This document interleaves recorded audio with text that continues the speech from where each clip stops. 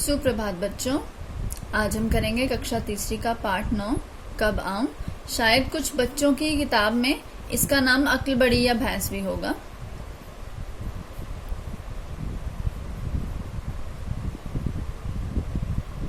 ठीक है, तो क्या है ये पाठ, पढ़ते हैं। अवंती ने एक छोटी सी रंगाई की दुकान खोली और गांव वासियों के लिए कपड़ा रंगना शुरू कर दिया। सब लोग उसकी रंगाई की प्रशंसा करने लगे। धीरे धीरे उसकी दुकान चल निकली। अवंती की प्रशंसा सुनकर एक सेठ को बहुत ईर्ष्या महसूस हुई। अब देखो क्या हुआ, ये है अवंती। ठीक है, अवंती ने एक दुकान खोली रंगाई की।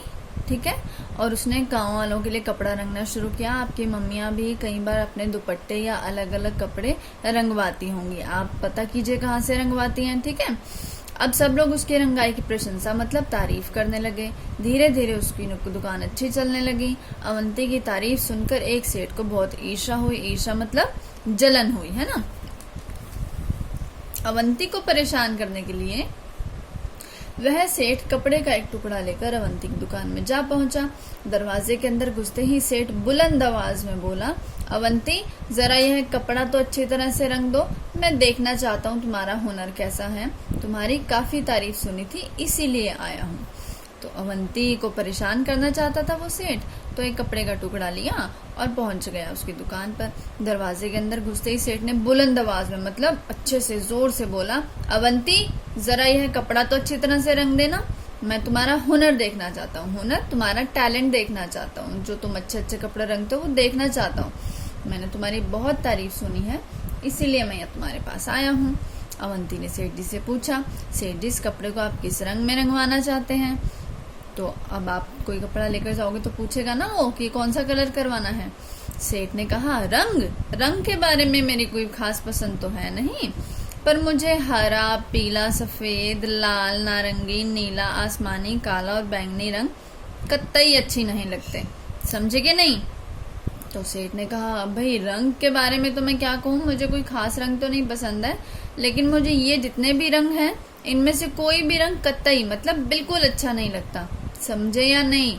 तो अवंती ने जवाब दिया, समझ गया हूँ। अब जब सेठ ने बोला समझे या नहीं, तो अवंती समझ गया कि ये मुझसे कपड़ा रंगवाने नहीं परेशान करने आया है।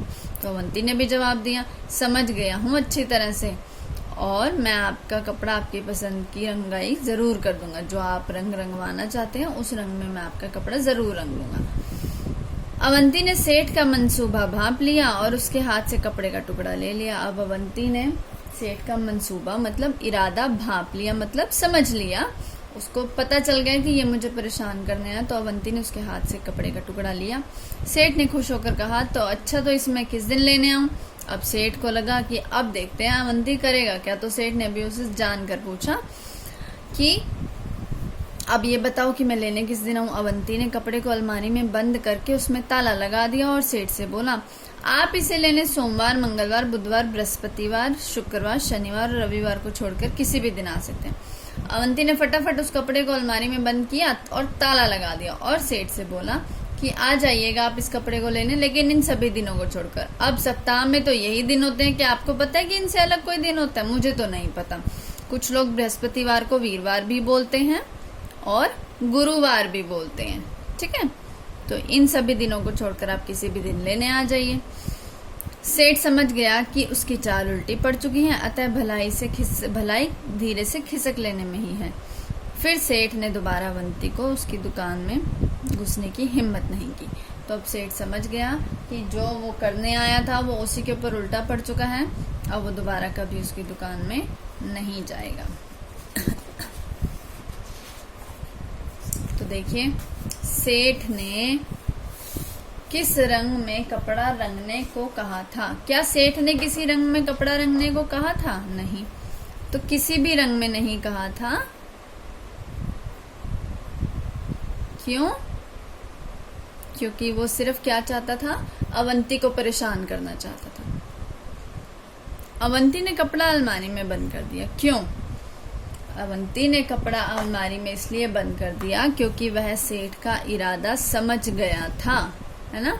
वह समझ गया था कि ये रंगवाने तो आया नहीं है, ये सिर्फ मुझे परेशान करना है। सेठ कपड़ा लेने किस दिन आया होगा? सेठ आया ही नहीं होगा, क्योंकि सेठ समझ चुका था कि उसकी चाल उल्टी पड़ चुकी है। अब देखो नीचे के वाक्यों में कुछ हरी भरी सब्जियों के नाम छुपे हैं, ढूंढो जरा। अब भागो भी, बारिश होने लगी है। भागो भी, गोभी है ना, मूली और बैगन और सेम, ठीक है, और पालक। बन गई ना अच्छी अच्छी सब्जियां। अब आपको जोड़ना है सही। इन शब्दों को हम पर्यायवाची शब्द भी बोल सकते हैं जब हम एक शब्द का दूसरा वही अर्थ लेकिन दूसरे शब्द में बोलते हैं। जैसे कि प्रशंसा को हम क्या बोल सकते हैं, तारीफ बोल सकते हैं। बुलंद को ऊंची बोल सकते हैं। ईर्ष्या को जलन बोल सकते हैं। कतई को बिल्कुल बोल सकते हैं। और जरूर को या अवश्य को जरूर बोल सकते हैं, है ना। चित्र को देखो और यहाँ पर कुछ मुहावरे या कुछ कहावतें आपको चित्र के द्वारा दी गई हैं, आपको बतानी है। ये क्या कहावत है, दिए तले अंधेरा। दिए के नीचे हमेशा अंधेरा होता है। कभी आप दीपक जलाओ दिवाली पे, जैसे हम लोग जलाते हैं, तो देखना उसके नीचे हमेशा अंधेरा होता है। कंगन और आरसी, तो ये क्या बनेगा, हाथ कंगन को, आरसी क्या, पढ़े लिखे को, फारसी क्या। आस्तीन और सांप, तो ये क्या है, आस्तीन का सांप।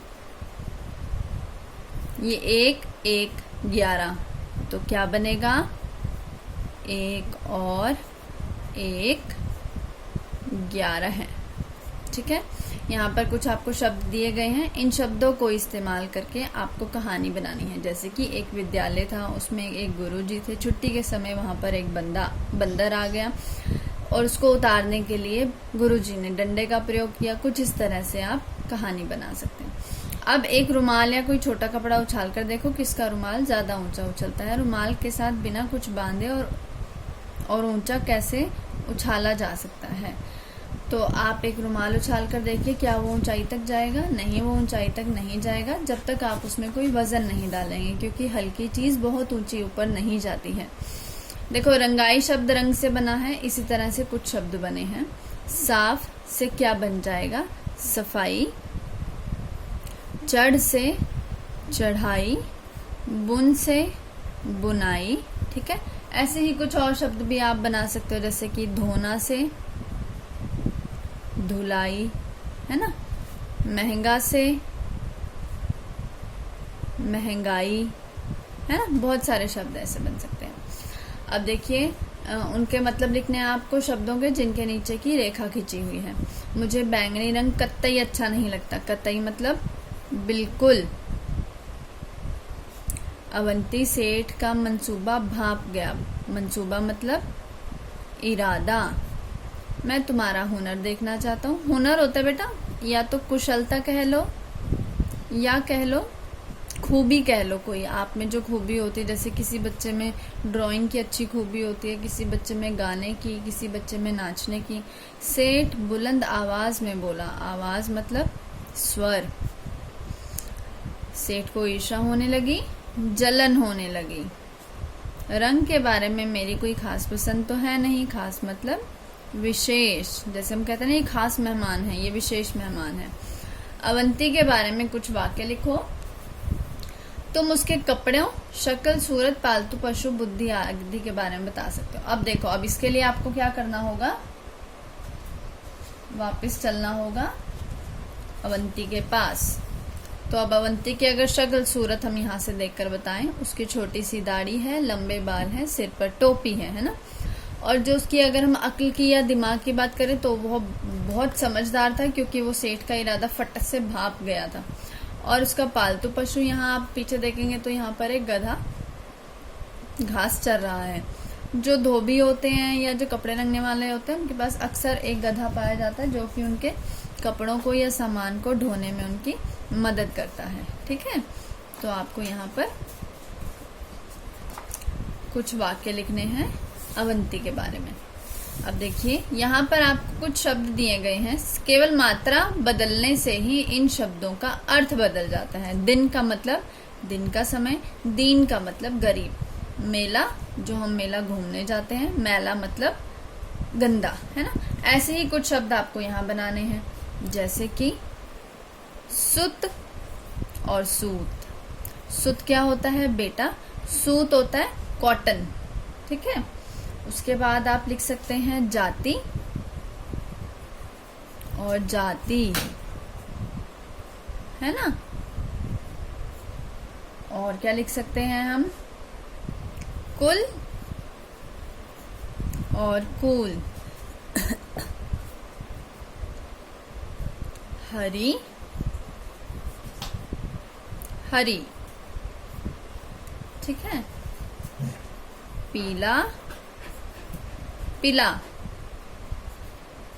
छिन छीन, मिल मील, और ऐसे ही मिला और मीला, ठीक है। अब आपको दो काम दिए जाते हैं। पहला, आपको इन मुहावरों और कहावतों के अर्थ पता करने हैं, और इसी तरह से जो ये शब्द हैं इनके अर्थ पता करने हैं, ठीक है। अब देखिए, कब आऊं वाले किस्से को चित्रकथा के रूप में लिखिए। चित्रकथा होती है बच्चों जहां पर ना आप कोई डायलॉग या कुछ भी ऐसा लिखने का काम नहीं करते हो, आप चित्रों के द्वारा ही एक कथा या कहानी बनाते हो। कभी कभी हम अपनी बात करते कुछ ऐसे शब्द भी बोल देते हैं जिनकी कोई जरूरत नहीं होती। इसी तरह इन वाक्यों में कुछ शब्द फालतू हैं, उन्हें ढूंढकर अलग करो, ठीक है। आपको कुछ यहाँ पर शब्द दिए गए हैं जो कि फालतू हैं, जो इन वाक्यों में प्रयोग में नहीं भी लाएं तो भी काम चलेगा। बाजार से हरी धनिया पत्ती भी ले आना। देखो, धनिया जो होता है वो पत्ती ही होती है, तो पत्ती कहना जरूरी नहीं है। एक पीला पका पपीता काट दो। अब अगर पका पपीता है तो वो तो पीला ही होगा, तो पीले की जरूरत नहीं है। अरे रस में इतनी सारी ठंडी बर्फ क्यों डाल दी? अरे बर्फ तो ठंडी ही होती है, तो ठंडी बर्फ कहने, गर्म बर्फ तो नहीं मिलेगी ना। जेबा बगीचे से 2 ताजे नींबू तोड़ दो।